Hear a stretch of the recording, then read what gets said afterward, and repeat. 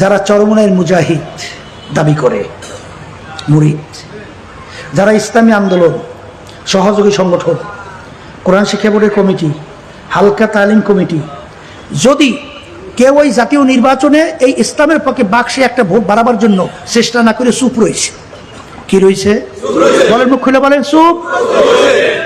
দ্বিতীয় পর্ব হইল তলে তলে অন্য প্রার্থীর পক্ষে কাজ করছে, আর এক শ্রেণী যারা প্রকাশ্যে কাজ করছে।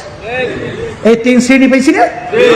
এই তিন শ্রেণী জেলা থেকে শুরু করে, বিভাগ থেকে শুরু করে, কেন্দ্র থেকে শুরু করে একেবারে তৃণমূল ওয়ার্ড পর্যায় পর্যন্ত কোন কমিটি কোন সদস্য পদেও থাকতে পারবে না।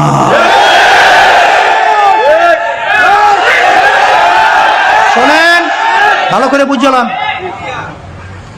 এখানে কিন্তু অত পণ্ডিত লাগবে না, অত বাকচতুরতা লাগবে না, অত বড় ধনীও লাগবে না। ওই সব বাদ দিয়া কলে হুজুর কমিটি করতে 35 জন লাগে, মুজাহিদ কমিটি লাগবে না, 5 জন পাইছেন, আল্লাহ 5 জন দিয়ে কমিটি করবেন।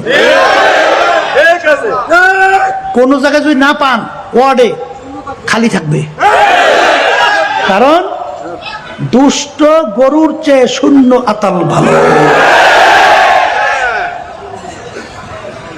এই কথার যদি কোনো ব্যতিক্রম, কোনো দায়িত্বশীল কমিটি বানানোর ব্যাপারে দুর্বলতা দেখান, আপনারা আমিরের হুকুম অমান্য করেছেন।